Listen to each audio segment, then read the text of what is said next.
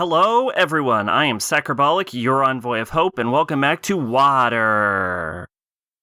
Black Clover is a series I talked about, I believe, pretty early on into the lifespan of WIWR, but I have only talked about the first 55 episodes, and I've since watched all the way to the series finale of 170. It is clearly not the end of Black Clover as far as the manga goes. I assume they're intending to continue the anime once the current arc concludes, because it sort of ends in the middle of the arc, and I assume they just didn't want to make filler and just kind of ran out of content. For this, you could probably just take my Bunny Girl Senpai review, and you could just replace Bunny Girl Senpai with Black Clover as a name and just copy and paste the full review.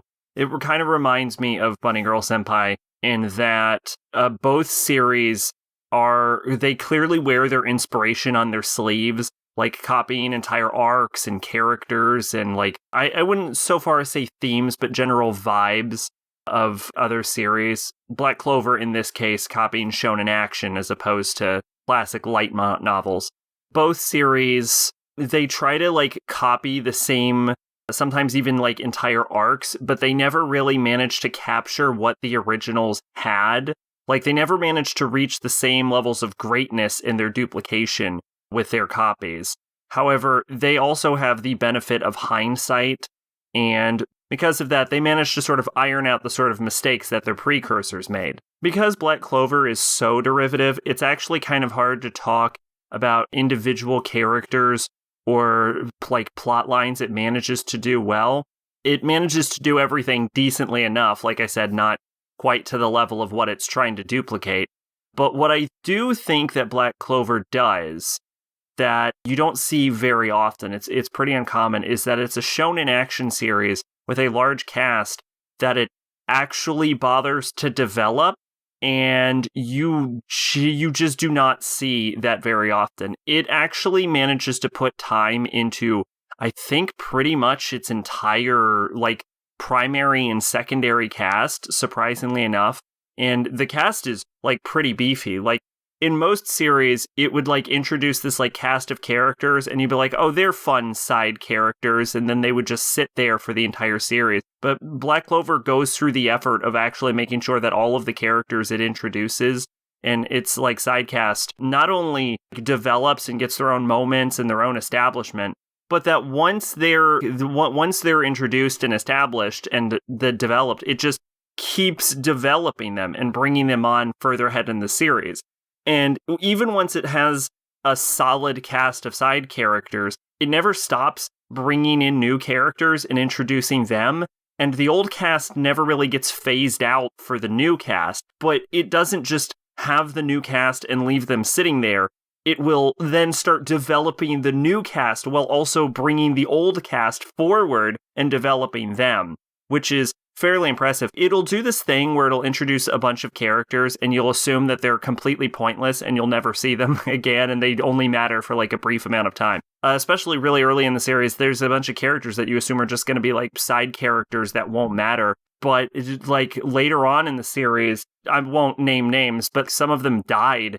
And they had actually put, and maybe not the most effort into them, but it had at least established the characters before and done things with them in the actual story. So when they died, I was like, wait, they're dead? And I had to look up if they were actually dead, because I honestly, I was surprised that it would be willing to kill any character it's ever done anything with.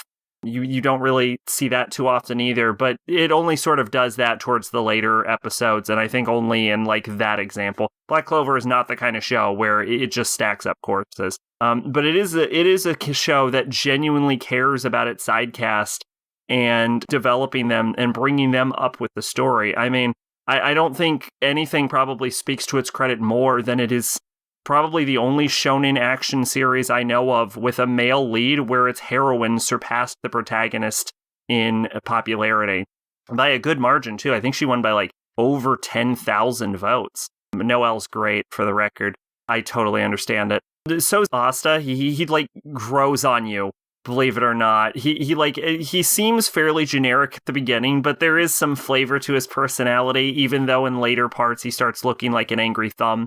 But yeah, what Black Clover manages to do with its cast of likable characters, that it actually puts effort into making them stronger, keeping them relevant, developing their personalities, is really impressive. To sort of speak further to that point, the one arc that I actually can talk about that I don't think I've seen in any other series except for maybe glossed over in One Piece. I think One Piece is probably the only other thing I can distinctly think of off the top of my head that did this, was Black Clover had a arc. It was a training arc, but instead of focusing on the main character learning a new technique or some bullshit, it's the main character's training, and then we ignore the main character, and it goes on to show that, all of the characters have 6 months to train. So it goes on to show other side cast members and what they're doing during the 6-month period to get stronger. And it's probably my favorite arc of the whole show, is this training arc where you get to just see the side cast on their own, developing their own skills, completely divorced from the main character. It's actually really interesting. And what's more impressive about Black Clover is that after 170 episodes, there's some ups and downs in quality for sure. I think the Elf arc went on a little bit long, and I wasn't super feeling the start of the Spade arc. But what is important to note is that after 170 episodes, it doesn't really feel like Black Clover is declining in quality. In fact, I would argue that the last 5 or so episodes of the show were downright great, actually. If anything, it might be getting better as it goes along, which is impressive in its own right. Black Clover is maybe not a perfect masterpiece, but it is a decently good show, and better than My Hero Academia. Ikkitousen Western Wolves continues off of where Extravaganza Epic left off, and of course Ikkitousen is my 10th favorite anime of all time, so I was really looking forward to this one, but it feels like it made poor use of its time, because Studio Arms went tits up apparently. Probably the last Ikkitousen release. So for the finale, I actually found this to be pretty disappointing. The first episode is almost pure fan service, no plot, no real action. It eventually gets going. They sort of introduce the Western Wolves in this. They don't really accomplish anything. I don't really feel like anything progresses. They don't defeat anyone. The one person they defeat got away, and the other one was an illusion. So nothing was really accomplished. They did spend a lot of time on Shohei, who I was never particularly fond of in the first place. They reveal that she has the ability to surpass Kanu, which I'm not a fan of in general, but I wasn't particularly invested in this plot line. They also kind of show Hakufu getting her groove back, which is cool, except for Hakufu doesn't actually get activated in the main battle because they end up leaving her ass. So even though we get to see Hakufu starting to get, back into the game, we don't actually see her arrive and fight anyone. So it doesn't do anything, and everyone pretty much ends up where we were. This is sort of just an establishment OVA.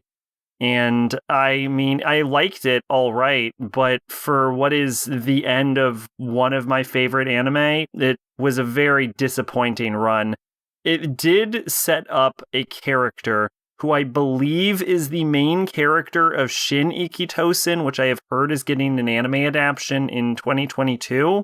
So maybe they'll continue this plot line in the next anime. I don't know what studio picked up Ikkitousen, but it sounds like they are continuing just with a different studio. So hopefully Ikkitousen as a whole won't just end on a lackluster cliffhanger.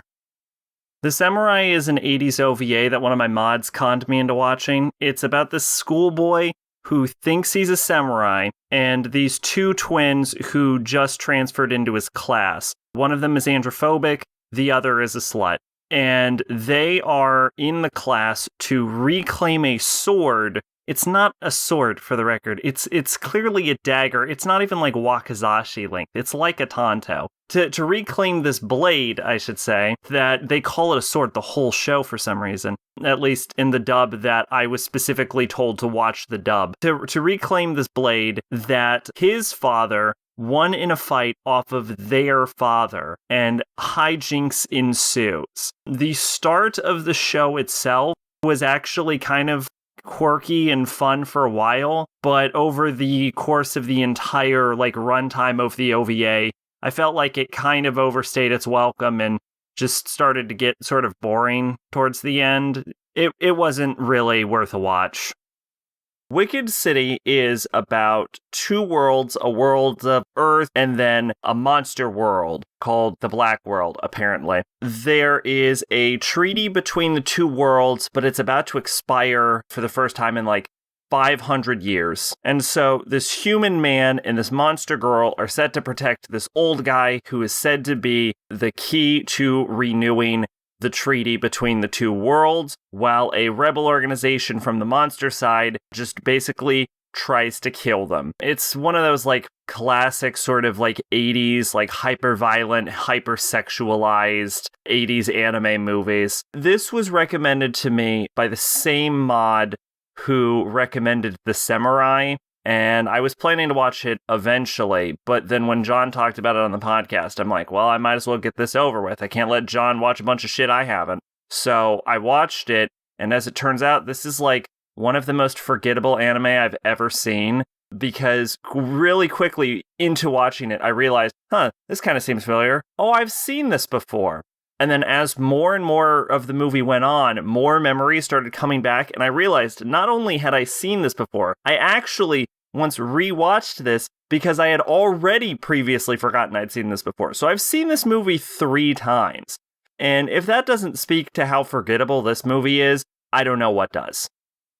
Street Fighter II, the movie, was my favorite anime growing up. But somewhere around 10 or so years ago, I forgot what happened in it and what it was called and basically everything about it. And I remembered clips and bits and pieces, but for 10 or so years, maybe longer, maybe almost 20 years, I've just had no idea what this movie was and only remembered the barest minimum about it. So when it came time to make my Mal list, this is the one anime that always stuck out that I know was not on my list because I just straight up could not remember what it was called. And for whatever reason, earlier the day I'm recording this, I was like, man, I really wish I could find that anime.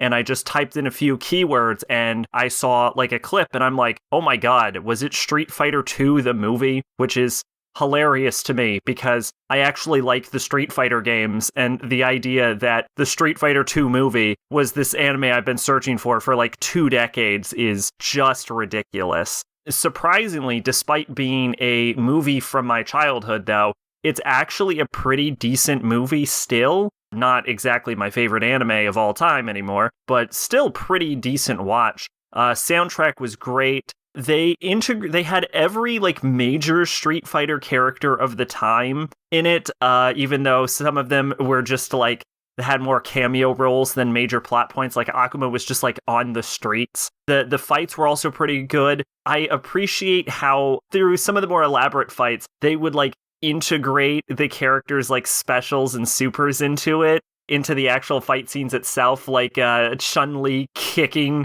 Vega through a fucking wall was pretty hype. Pretty good animation and backgrounds. Sometimes the backgrounds were a little wonky, but yeah, pretty decent in that regard too. Honestly, it was just a surprisingly interesting movie. It's about Shadow Liu kidnapping the best fighters of the world and using them to enact their evil world domination plotline. The ending fight goes on a bit too long, and that's probably the only reason I didn't give it an 8, but very, very good and really surprised that it managed to hold up after all of these years.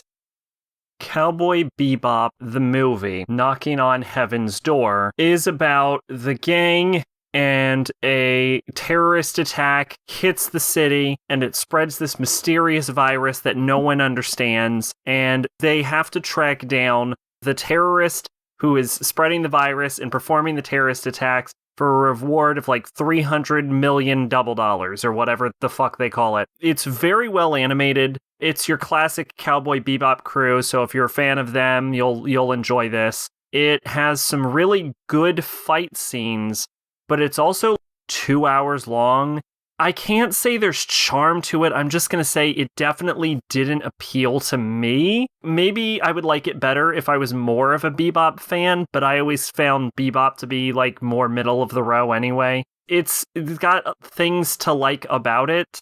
There's just so much dialogue and it's very slow paced. And there's just random bullshit in the middle. Spike gets thrown out of a train and then like a Native American group and a wolf saves him. It kind of meanders a bit in the middle where it feels like it just started adding shit because it felt like it had to add shit. I appreciate the title Knocking on Heaven's Door because I just realized when I said it out loud that it connects to the theme of the bridge connecting to heaven at the end of the movie. So like I said, things to appreciate about it. I just thought it was incredibly painfully boring. Belladonna of Sadness is apparently the third film in a trilogy, and I didn't know that when I watched it, but from what I can tell, it's more of like the third film in a trilogy in spirit than as narratively, because the other's like Cleopatra and the other one's based on like 1001 Arabian Nights. This is about a girl who gets raped on her wedding day, and so she sells her soul to Satan. It's not even like magic powers, it's just like fortune, just general fortune. Yeah, that's the whole plot, honestly. It's almost sort of a musical, like there's these musical segments to it, but it's also not particularly well animated, and that might be because this was made in the early 70s. Another thing I didn't know when I started watching it. There's a lot of still frames in this, but the art style is really like what the selling point for this is. It doesn't have a sort of anime-esque art style. It also doesn't even have the like pre-anime art styles of like the 60s or stuff where it looked vaguely like Disney wire tube type animation or Flesher animation. It's this sort of water painting-esque, like almost realistic, but also very exaggerated, very abstract. A lot of visual metaphors in this. It is very much a sort of like avant-garde art piece. And honestly, I thought the opening of the movie was kind of boring, and I'm like, okay, I mean, like, there's some cool designs for the characters and stuff, but like, what the fuck is happening? You know, once the movie started going on and I started to like get into it more, I kind of started vibing with it and I started to appreciate it. It's a movie where you've got to take it at its own level, because if you try and watch this like you would a regular anime, you're gonna have a bad time. Cleopatra, Queen of Sex, is the second in the same trilogy as Belladonna of Sadness, although despite its name, I actually think there were less sex scenes in this anime than there actually was in Belladonna of Sadness. It was somehow less horny. It is about a group of humans from the future who send their minds back in time into ancient Egypt to study Cleopatra because the aliens that they are currently invading have enacted what is known as the Cleopatra Plan, and they want to figure out what the Cleopatra Plan is. What it is pretty easy to figure out once you actually get to the end of the anime, and then they just kind of tell you. This is a movie, I forgot to mention that. It is an incredibly anachronistic telling of Cleopatra's life. There's like a random-ass leopard. Look, there's too many anachronisms to get into. They make a gun at one point. Like, let's just say that. But the thing about the movie is it doesn't care that it's not accurate. It doesn't give a single shit. It's just kind of having fun with it. And I think the fact that this movie kind of takes itself less seriously is also kind of what makes it more entertaining. As far as the art style goes, it's almost cartoonish, but it's not all the way there. It's a very unique style. It's not the same watercolor or like realistic style of Belladonna of Sadness. A lot of comedic elements to this movie, a lot of referential humor. There's just like, there's a fucking Peanuts reference in this movie. I hadn't even realized that Peanuts was out at this point, let alone was known to the Japanese. But yeah, there's like a Peanuts reference in this movie. There's one like really funny scene where someone yells, "Please save him," or somebody save him. And then there's just a shot of fucking Astro Boy in space. It's actually like weirdly funny. There's also some interestingly emotionally charged moments, like when Caesar's dying. Spoiler, Caesar fucking dies. I mean, read a book. Anyway, yeah, I actually kind of liked it. It could have pushed into an 8, but once Caesar dies, I feel like the movie starts kind of going on a little bit too long. I feel like this movie's almost 2 hours, and I feel like that's a little bit much. I would have liked to have seen it maybe 20 minutes shorter, maybe cut down some shit. But yeah, pretty solid watch, all things considered. Senya Ichiya Monogatari, 1001 Nights, is the first in the trilogy of movies along with Cleopatra and Belladonna of Sadness. Unlike the other two, this one is truly unbearably boring. It centers around the focal character of Aladdin. He goes through a series of bizarrely stapled together adventures from the 1001 Arabian Nights. It doesn't seem to stick too closely to any of the original tales. Not that I'm super familiar with the original tales, but I'm confident it wasn't anywhere close to them. I don't think there was a magic boat, for example. I would tell you more about it, but it was so fucking boring. I just could not give less of a shit about what happened in this. None of the characters were in any way likable. Romance was a major subplot in it, like Aladdin with Miriam, Jalis with Aslan, and goddamn are those relationships rushed as all shit. They don't feel earned at all. I can kind of see what they're trying to do with parts of it where like Aladdin becomes the king and they have the whole like what does it mean to be king kind of speech, and there was sort of parallel between Aladdin's relationship with Miriam and Aslan's relationship with Jalis, but fucking Christ was it not well executed. And also for some fucking reason it had aliens in it, and I don't know what the aliens were there for. But goddamn, was this so bad. Fuck. Black Rock Shooter is an anime I dropped when it first came out. And then last episode, when I tried to watch it, I only made one episode in before I gave up and watched 170 episodes of Yu-Gi-Oh! GX instead. Once you get past the first episode, it's not as bad. It drags towards the end. It's definitely, the first episode is fucking painfully boring, but it sort of balances out as it goes on. It's about basically middle school girls. There's another world where different versions of their personality kind of basically take in another version of themselves, takes in all of their pain, and then they fight each other with their pain or something. When it first starts, I kind of thought it was like just a metaphor for the girls' inner turmoils.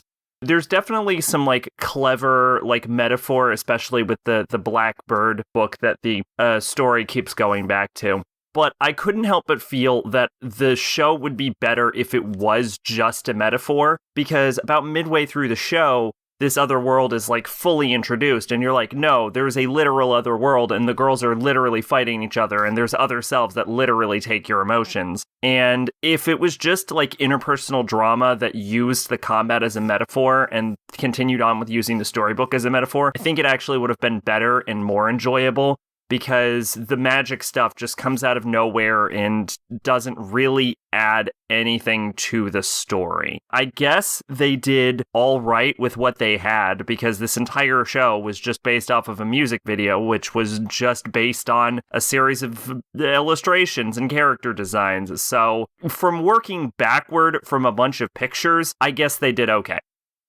Alright everyone, thanks for watching. We're supposed to have one episode release every Thursday in the month of February, as long as everything goes according to plan. I'm not sure how many episodes of WIWR I'm going to be able to release this year or in the coming years. There's a good chance that like my content will be slowing down universally in the times to come. So I wanted to give one large like final push of videos out the door. Anyway, I've been Sacrobolic, your envoy of hope. Thanks for watching. Bye-bye.